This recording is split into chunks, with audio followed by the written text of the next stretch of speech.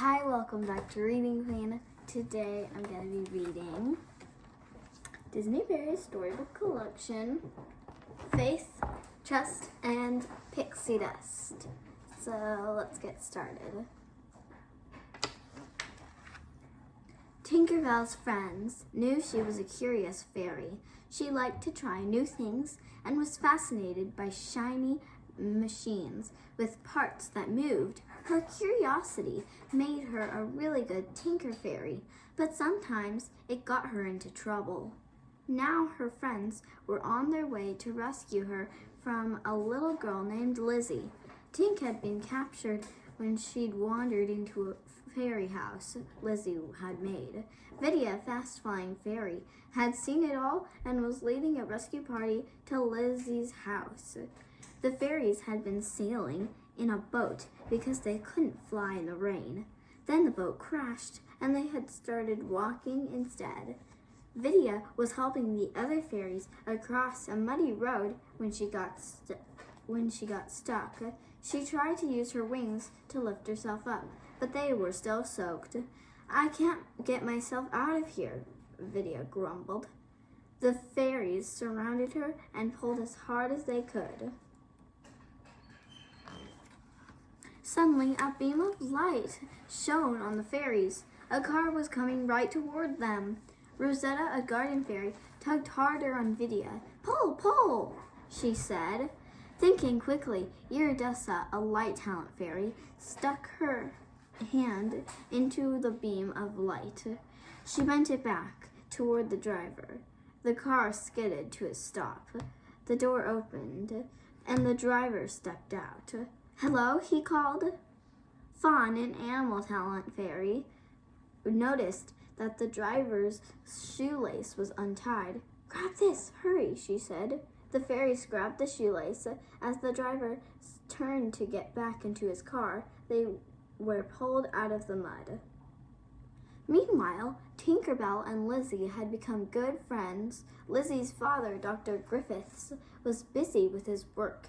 He'd also been trying to fix a leaky ceiling. That didn't leave him much time for Lizzie. Tinkerbell had promised the little girl that she would help. She flew into the attic, and with a little tinkering, she fixed the leaks. On her way back to Lizzie's room, Tink spotted a butterfly trapped in a jar. She wanted to help it too, so she opened the jar and set it free.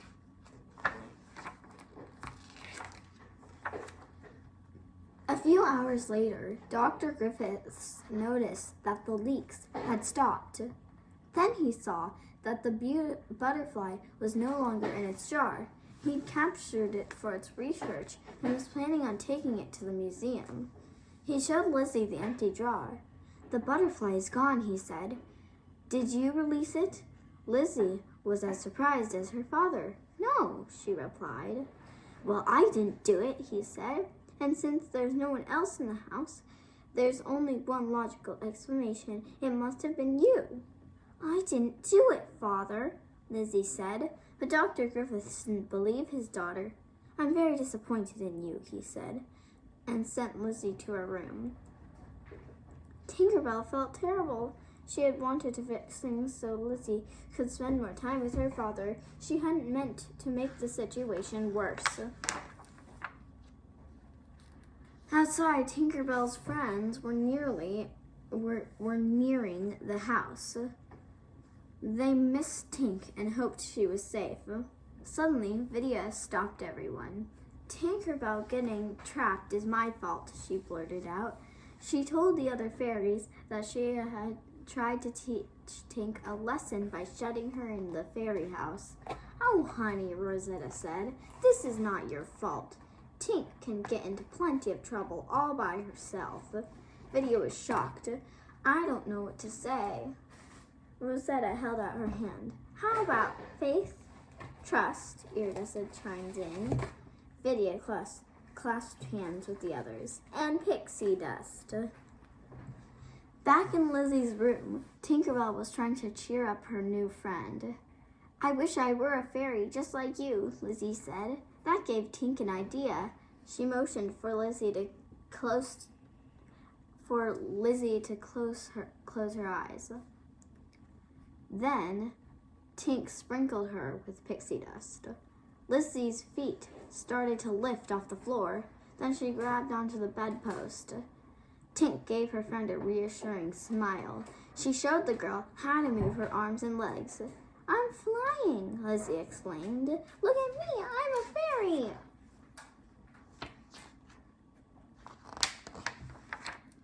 Tink and Lizzie were having a great time, but the sound of Lizzie's laughter brought Dr. Griffiths to the room.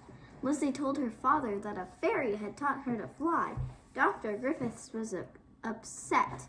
He didn't want his daughter to waste her time on make-believe. Tink wanted to help, so she flew right up to Lizzie's father. Dr. Griffiths gasped. Then he grabbed a jar and lowered it toward Tink. "Tink, watch out," Vidya called. She arrived just in time. She zoomed over and knocked Tink out of the way. The jar came down over her instead. Dr. Griffiths ran out of the room with Vidya trapped in the jar. Lizzie tried to stop him, but he wouldn't listen. The fairy was the discovery of the century. He couldn't wait to show her off at the museum. Tinkerbell knew she had to save Vidya, but she couldn't do it alone. She was going to need some help. Just then, the rest of the rescue party arrived. They'd been distracting Lizzie's cat, Mr. Twitches, so Vidya could get to Tink. Tinkerbell told the fairies where Dr. Griffiths was taking Vidya, but the rain had started again. The fairies couldn't fly to the museum. Then Tinkerbell had an idea. Lizzie could fly. The fairies helped Lizzie put on a raincoat and hat. "I'm scared, Tinkerbell," the little girl said. Tink gave her friend an encouraging look. She believed in Lizzie, and Lizzie believed in Tink. "Okay, I'll be brave," the girl said.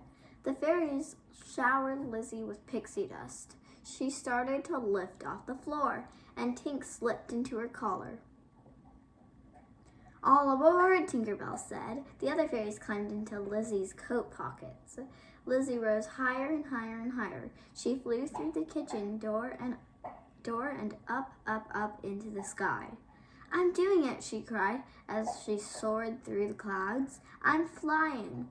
Lizzie and the fairies were on their way. They had to stop Dr. Griffiths.